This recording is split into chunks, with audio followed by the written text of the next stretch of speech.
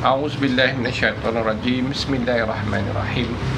Assalamualaikum warahmatullahi wabarakatuh dan salam sejahtera. Bertemu sekali lagi dalam siri yang ketiga berkaitan dengan santai belajar bersama Pak Su. Untuk sesi kali yang ketiga ini, Pak Su ingin membicarakan berkaitan dengan kaedah bagaimana kita nak menguasai cara belajar. How to get power. Bagaimana kita nak menguasai cara belajar. Sebenarnya untuk menguasai cara belajar ini, kita ada tiga tahap. Dan tiga tahap ini bermula dengan mahu belajar, kemudian kita kena tahu cara belajar, dan yang ketiga, kita kena sungguh-sungguh dalam belajar. Dan apabila kita nak membangkitkan tentang huraian kepada tiga perkara ini, kita lihat secara ringkas maklumat ini, iaitu yang pertama, bagaimana kita mahu belajar. Mahu belajar ini bermula dalam diri kita. Keinginan, kemahuan ini semuanya dalam hati kita, dan apabila kita tergerak untuk mahu belajar, maka biasanya dia akan menghasilkan apa yang dikatakan kekuatan dalam diri. Bagi yang mahu belajar, proses yang paling awal perlu dilakukan ialah bentuk kerajinan dalam diri. Penyakit kepada diri manusia adalah malas, dan ubat kepada penawar malas ini ialah rajin. Jadi kalau kita dapat bentuk kerajinan dalam diri kita, ianya memulakan satu pergerakan dalam diri yang mampu melakukan perubahan yang sangat baik. Dan apabila kita melihat kerajinan dalam diri, kita harus lihat juga apa yang ada pada kita. Mengikut psikologi, manusia melihat manusia berdasarkan realiti. Apa yang dia lihat, itu yang diperkatakan. Tetapi hakikatnya kita harus tahu bahawa manusia harus juga dilihat berdasarkan potensi apa yang Tuhan dah berikan kepada dia. Bagi yang beragama Islam, dalam Al-Quran surah At-Tin ayat 4 ada menyebutkan sesungguhnya manusia itu dijadikan sebaik-baik kejadian. Kalau dilihat potensi yang ada pada manusia, maka pasti kita tahu kita ada kemampuan dan kejadian kita sangat luar biasa. Kerana itu bentuk kerajinan dalam diri, kerana di situlah bermulanya kemahuan untuk belajar. Dan proses yang kedua, tahap yang kedua ialah tahu cara belajar. Dan bagaimana kita nak tahu cara belajar ni? Pertama, kita kena ada fokus ataupun tumpuan. Dan bila kita ada tumpuan, maka hasil yang kita berikan 5 minit yang pertama ke 10 ke 15 minit yang pertama dalam kita belajar, sekiranya kita memberi tumpuan kepada permulaan pembelajaran kita, maka pastinya ingatan kita cukup kekal, cukup baik, cukup menjadi terkesan kepada amalan pembelajaran. Jadi kerana itu, apabila guru masuk dalam kelas, contohnya apabila kita mengikuti pembelajaran 5 minit ke 15 minit yang pertama itu sangat baik kalau kita dapat memberikan tumpuan. Dan seterusnya, latihan yang banyak, latihan yang berterusan adalah kekuatan kepada tahu cara belajar ini. Apabila kita lakukan kekerapan dalam melakukan latihan, ini akan memberikan hasil yang sangat berkesan. Daripada mana sumber-sumber untuk kita belajar? Daripada kawan-kawan, daripada sesiapa saja yang boleh membantu. Yang paling baik daripada guru lah. Dan kerana guru ni pandai, tak ada guru bodoh. Kerana itu, rujuklah sebarang pertanyaan, sebarang perkara yang berbangkit tentang tahu cara belajar ini dengan melihat sumber-sumber yang boleh membantu. Sesiapa saja yang boleh membantu kita, maka kita gunakan. Dan tahap yang ketiga ialah sungguh-sungguh dalam belajar.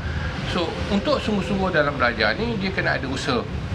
Dan kita perlu ingat usaha merupakan satu kekuatan.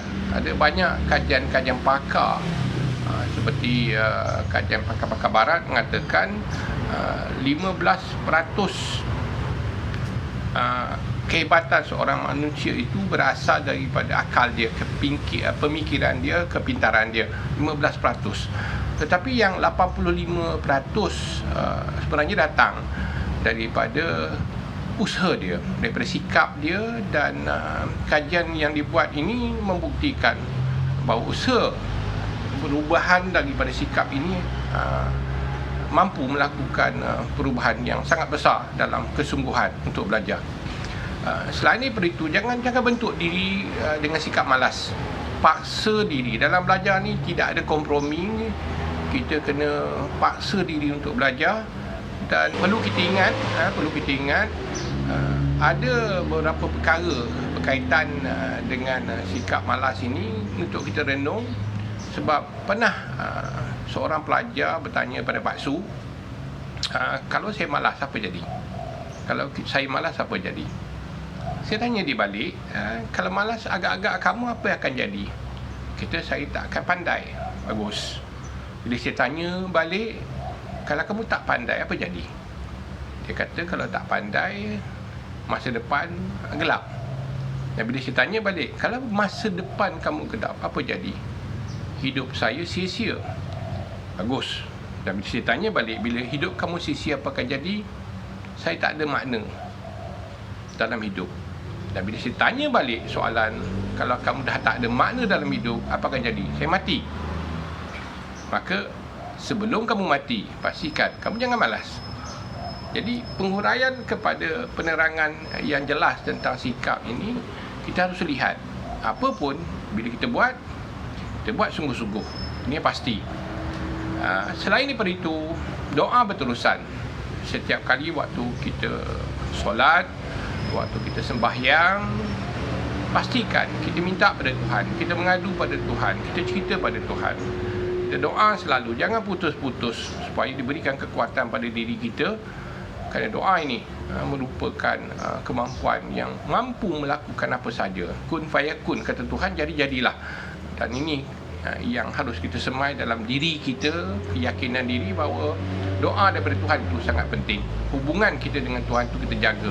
Solat itu keutamaan. Dan selain daripada itu, restu daripada orang-orang yang kita sayang, terutama daripada ibu, daripada ayah, daripada siapa yang mendekati diri kita, keluarga kita, adalah kekuatan sampingan yang sangat bagus diamalkan. Para pelajar yang dikasihi, ada satu tips yang ingin Pak Su kongsikan bersama, iaitu tentang 6 kaedah pembelajaran yang berkesan. 6 kaedah pembelajaran yang berkesan ini adalah satu kajian yang dibuat di National Laboratory di US, sebuah institut yang mengkaji tentang kaedah pembelajaran, National Training Laboratory, Bentles di Minsk, Amerika Syarikat. So dalam kajian ini dia menyatakan tentang peratus perhatian bagi pelajar ketika belajar. Tahu tak kita bahawa apabila kita membaca, sebenarnya 10% sahaja kaedah pembelajaran berkesan ini terhasil. 10% bila kita membaca. Tetapi apabila kita menggunakan peralatan visual, sama ada handphone ke ataupun alat-alat media yang lain, dia meningkat kepada 20%. Kemudian bila kita mencuba, try and error, cuba dan cuba, maka dia naik kepada 30%. Namun apabila kita melakukan proses berbincang, dalam proses berbincang semasa belajar, dia menjadi 50%. Dan bila kita melakukan latihan berterusan, kaedah pembelajaran itu meningkat kepada 75%. Tapi yang menariknya, apabila kita mengajar, kita membantu orang lain, kita menyampaikan maklumat itu, maka kaedah pembelajaran itu meningkat kepada 90%. Kerana itu, pada pandangan Pak Su, cara pembelajaran yang sangat berkesan apabila kita menggabungkan 3 proses pembelajaran ini, iaitu melakukan perbincangan, melakukan latihan, melakukan soal jawab, Dan apabila dilakukan perbincangan, latihan soal jawab, proses pembelajaran kita akan menjadi sangat terhasil keberkesanannya. Sebab kita tolong kawan, kawan tolong kita, dan saling menggunakan kemahiran-kemahiran yang ada itu. Dan apabila kita melaksanakan tips panduan pembelajaran berkesan berdasarkan kajian ini, maka Pak Su yakin pembelajaran kita akan menghasilkan sesuatu impak atau kesan yang sangat menarik. Kenapa tidak? Kita cuba. Selamat mencuba. Para pelajar yang saya kasihi, dalam kita membincangkan isu-isu pembelajaran, sebenarnya banyak perkara kadang-kadang tak mampu kita sampaikan melalui YouTube yang kita siarkan ini kerana masa yang kita peruntukkan dilakukan secara ringkas. Namun Pak Su mencadangkan seandainya ada para pelajar yang ingin membangkitkan sebarang isu berkaitan dengan pembelajaran, maka emailkan perkara-perkara ini dalam email Pak Su atas nama Pak Su Zaid Osman @gmail.com, dan insyaAllah Pak Su akan cuba menjawabnya dalam siri-siri santai belajar bersama Pak Su yang akan datang. So kita jumpa lagi dalam siri santai belajar bersama Pak Su pada masa yang akan datang.